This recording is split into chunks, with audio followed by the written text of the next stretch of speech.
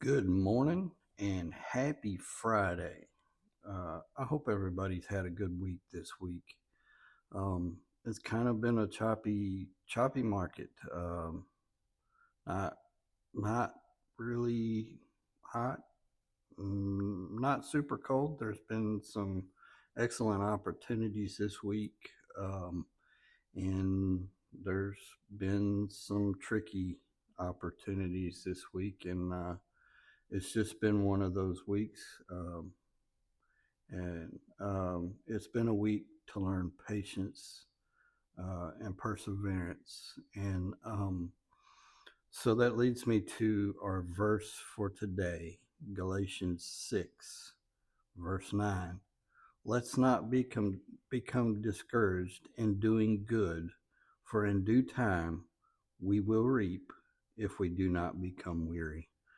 Um, Stay the course, keep your head up, stay positive, uh, practice patience, be patient, pick your opportunities, be very selective.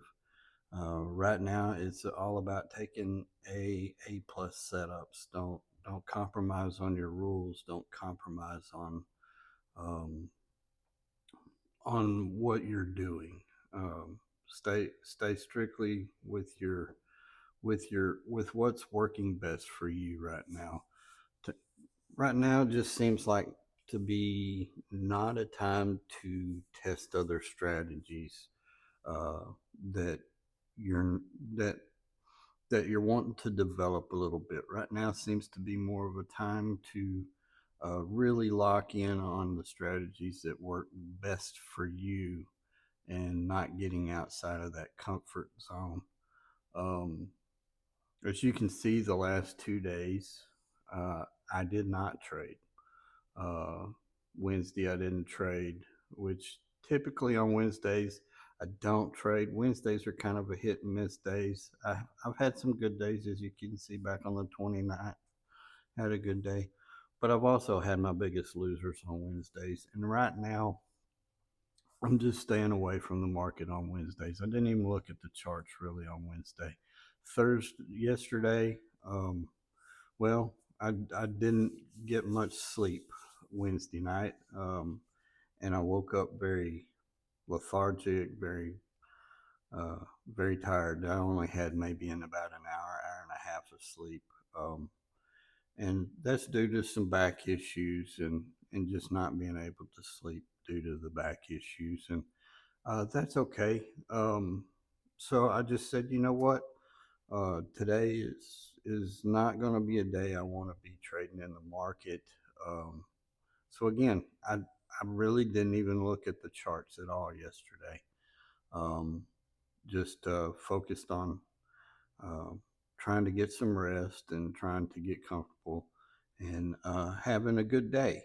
Um, so that being said, I came into today. I got a good rest, good sleep last night. Woke up, uh, said, you know what? I'm gonna go look at the market. It's Friday. Fridays are hit and miss, so I really wasn't intending on trading, and I was being extremely selective in pre-market.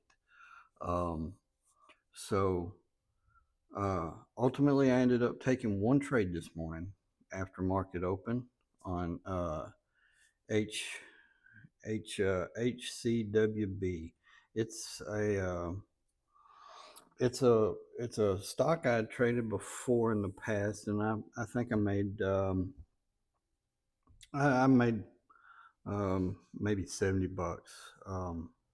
Let's see, I can go back. It wasn't too long ago, I don't think. Uh, let's see if we can go down here and look. No, it wasn't this month. Or yeah, it wasn't. I'm not seeing. Anyway, I did trade on it. I just happened to see it when I was looking at the daily, um, and I, I I had some success with it. It's a pretty stable stock. Um, it's This morning is more of a continuation from after hours yesterday. They had they had good earnings. They beat, so I had a pretty good rally up yesterday morning, and so today was kind of a continuation off of that, but um, I didn't trade it in pre-market. There was an opportunity here. It was a little lower volume, but volume started coming in here about 9 Eastern. Um, so, you know, uh, I even got me a new tool today. I've got a marker tool. So right about here would have been a good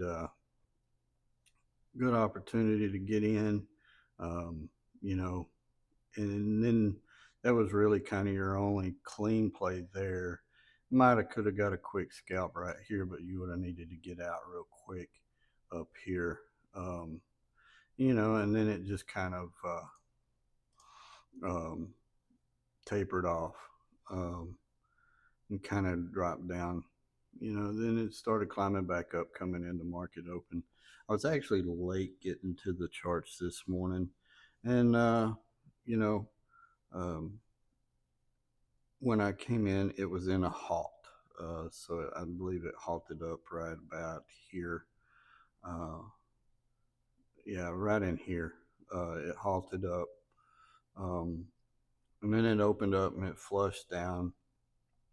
Um, and so, I was looking to play the halt resumption. It flushed down and came back up, and you know, I probably shouldn't have entered here at $1.32. Looking back, right where this orange line is, um, but when it it was good solid volume, and then it flushed down, and as my style, I averaged down a couple of times. I did size up today. Um, I felt pretty good about it. Good news, good volume. Like you said, right here on this candle, over 4 million shares in that candle. This candle's a little lower because that's where the halt was, but it still had over 2 million shares traded. This candle over 6 million, and then it flushed back down, and there was a lot going on, and it flushed hard, and this is where I should have waited to get in originally. Was when it pulled back up and started climbing up on this one, but I was early, so I averaged down a couple of times. I actually hit the sell button one time, and uh, actually sold for a loss part of my position. But that doesn't hurt your average cost. And then it started to rally back here. I think at that time my cost average was down around $1.25, right in this area, and then it started ripping up. But really and truly, if I were honest, probably waiting for it to start coming back up, maybe even in this candle, to just start coming up to push back up. This is just all those uh, sellers that were trapped in the halt. All the people taking profit from the halt. Just trying to get out, and it flushed down, but it came right back up, um, and then it pushed up, and then um, I was really trying to look for it to break over this break of $1.40, but it just kind of tapped out. Big sellers started really stepping up. I'm 20, 30,000 shares at a you know here on the level two, so I got out and ended up getting out at $1.37. So really close to the top. So you know, really excited. Uh, to be able, you always love to be able to get out close to the top. And as you can see, it's just kind of gone sideways and down, and it came back up and tested it here, but um, you know, went back down. Right there, $1.40. Um, so, you know, will it break through? It could later today, but it's outside of my trading window now. And, I'm happy with the results I got. Uh, but yeah, just, uh, I wished I hadn't accidentally sold those shares. But it is what it is. Life happens. I still made $200. So, you know, I ain't mad at it. Couple of mistakes. You know, should have waited for it to pull back and then get in. But so a little bit of FOMO went in there, getting in at $1.32 a little bit early. Uh, like I said, I was looking for it to continue up to $1.60 or so, uh, which was a previous high. If you go back on the daily, you go back here. To $1.65 was um, let me get it in here. Anyway, $1.65 right here is was a previous high, and I was looking for it to kind of run up to that. Um, yeah, you can see here. What was that? Back on March the 16th, um, made about 5 cents a share there. Uh, so it was lower price, and um, that day it ended up running up to $1.17. So um, I just wanted to, or I did want to get a trade today. Not gonna beat around the bush and say, you know, I didn't want to trade today, but I really did kind of want to trade today. I was, uh, I don't like having three no trade days in a week, but I was okay with it if the opportunity didn't present itself. Today, I got it off my screener. I'll just kind of show you what this screener looks like. We'll go down here to my screeners, and I'll just show you kind of how I have it set up. This is I only use Webull. I don't use any other screeners. I don't pay for anything else. I just use Webull. And really and truly, what you see on the screen, that's my setup. I have one screen. I use the 5 minute and the 1 minute chart when I trade. Um, so I have my screener. I call it my relative volume plus five. Um, and my last price between 1 and 10. So I want to see between $1 and $10, and then percent change. I want to see, but at least 10% increase, and then relative volume, but at least four before I start looking for before I want it to show up here, and then free float between 1 and 20 million. So, just just setting in. This is the things that I want to see. One, two, three, four. I've got four requirements for it to hit well, and it's on the U.S. market. So, um, these are the things I want to see uh, as far as it hitting my scanner. I want it to. Uh,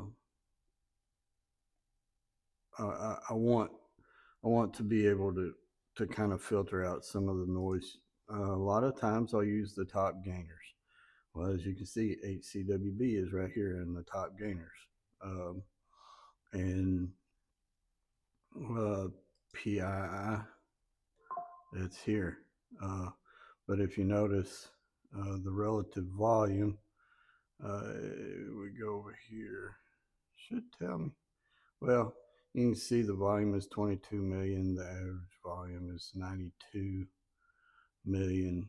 So um, it's a little, or 92,000. So it's got pretty good volume. But I mean, compared to HCWB, HCWB's had over 253 million.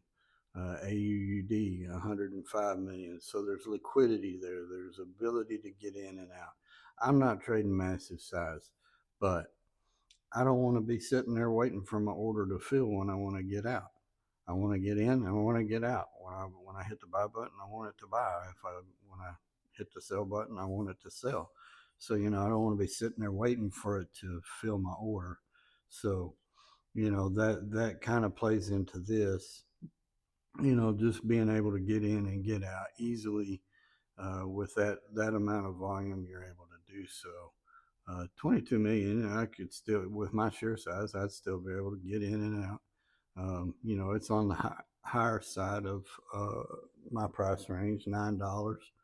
Um, kind of my really sweet spot is, you know, between $1 and $3, $4. Not to say I won't trade something higher than what's on here, um, but this is my preference, and right now I'm just locking in on my preference. What my A plus setup, what meets my criteria, and then um, you know looking for you know I like the opening volatility. I like to play that. I've had good success in playing that opening volatility. Not being afraid to average down as long as it's not just flush and hard.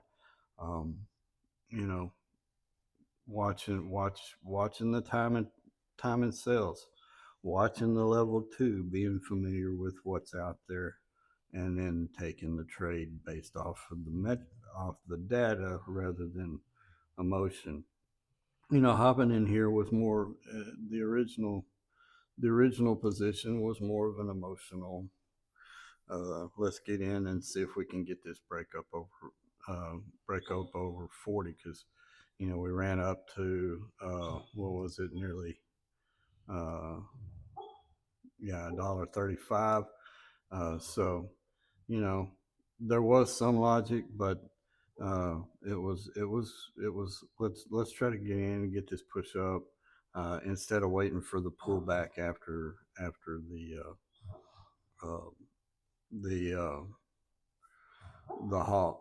So you know, um, but then recognizing I'm in early, let's get my dollar cost average down and wait for it to push back up. And as you can see, the next candle that pushed back up, it started pushing back up. Volume started stepping back in. Um, you know, um, 4 million shares, 2 million shares. This one had 5, but this one had 6. So the volume dropped off, and then it started kind of coming back and pushing it back up. So, just based off the volume profile, seeing what's coming in and what's coming across the time and sales. What is the level two showing you? There was some big buyers. There was some big sellers, but there was some big buyers in this flush out. It just flushed out, but then it came back. So you know, I felt confident. Um, if it had continued flushing, I would have taken the loss, and it is what it is. Um, but um, you know, just being patient, waiting for your setup, waiting for uh, what works for you. Uh, don't go chasing trades. When you start chasing a trade, that's when it goes down. I chase my initial position on that trade. I was chasing the trade, and it went down. But just recognizing how it works, and seeing the time and sales and seeing the level two, and taking that extrapolating the information I'm seeing, and just taking all that information to have an informed decision. Not I'm not taking a gamble. I'm not taking a gamble when I'm averaging down. If I'm not seeing what I want to see, if I'm not seeing the volume coming in, the the buys coming in, and the sales starting to dwindle off, then I'm going to get out. I'm not going to just average down and make things work. Uh, I know I want to see big buyers stepping in on the level two. I want to see big buyers kind of disappearing on the level two, and that's exactly what we saw here. Um, when it started coming back up, you would have 5,000 shares, but you would have a big 20,000, kind of like it is now. So I suspect right now where it's at, it's going to push up a little bit. You got, well, I guess he pulled it down. That or, you know, whatever. But I suspect based off of what I'm seeing, there's a lot there's more green, volume's low, so it's not just going to rip up. The volume picks up, your price is going to go up. So just taking the information you're seeing, is your volume low? If this ticker is really ripping and there's a lot there, you're seeing a lot of green. If it's 50-50 green and red, chances are it's pretty strong. When you start seeing just bunches of red, and hardly any green, it's probably time to get out. But if you're getting 50% green, 50% red, uh, you're probably in a pretty stable area. When you start seeing more green trickle in, more and more green, then the price is going to come in. Just like you just saw, there was this big deal of green right here, and what's the price doing? It's kind of going up now. You're not seeing a lot of red coming across the tape. You're seeing more green, and what the green denotes is just people buying the ask. When you see red, it's people um, buying the bid. The white is more neutral. That's a market order. They're buying in between the bid and ask. So you want to see green for the price to go up because it's chewing through these sell orders.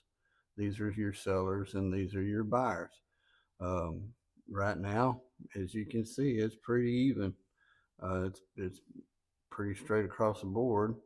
Oh, had a bunch of buyers kind of step up, or a seller pull his order down, and it popped up to $1.90 on the bid. And so, just watching the price action. If there was more volume here, I would say this price would probably be going up, but it's just low volume, and that's the time of morning it is.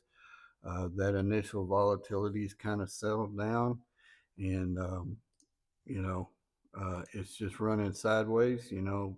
Closer, after lunchtime here, about 11 o'clock my time. I'm Central Time, so about 11 o'clock my time, or yeah, about 11 o'clock my time.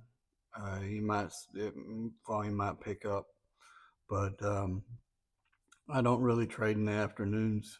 Just not something that I personally have had a lot of success with. Right now, it seems like there's some bigger moves in the afternoon. But there you got to bear in mind today is Friday. So uh, is it going to continue that way? Or are the big institutions going to kind of lay back in the later part of the day and the price action not going to move as much?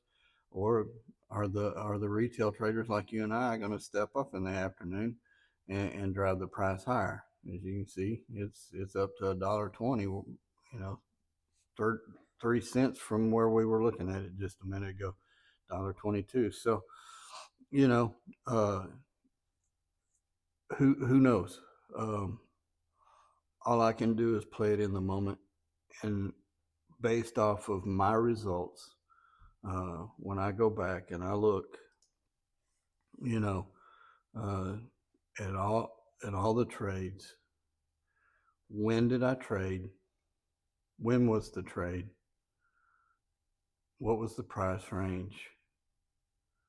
What what was I doing? How did I play it? where were my biggest winners, where were my average winners, and where were my smallest winners, and where were my losers. And, big, small, or otherwise, I kind of lump them all together because I'm like all the rest of us. I don't want to lose. I don't want to lose. I'm a very competitive individual, so to me, this is kind of like uh, I'm competing. I'm competing against the market. Um, you know, I'm, I'm smart enough to know I'm not going to necessarily beat the market. Um, I'm a small fish in a very big ocean, uh, but I recognize that I can play off the backs of the whales, and if I can see the big whales surfacing, then I'm gonna grab onto their coattails and follow them up and get my little piece of the pie and continue to grow my account. So you can see today we're up $208.24 despite me uh, goofing up and hitting the sell button uh, instead of the buy button. And so, yeah. Uh, so for this month, doing really well. We can look for the month. Uh, for the month of May so far, I've made $712.40 in 6 days. So I can't complain. I'm having a decent month despite the market conditions. I'm just being a little more picky, a little more choosy on when I trade and where I trade and what I trade. You know, if my head's not 100% in it, then there's no sense in me trading because I'm gonna get beat. You know, taking the market for what it is, and then taking what it'll give me. You know, uh, enjoying the journey, enjoying learning new things, enjoying learning from new people. Um, you know, uh, just enjoying trading.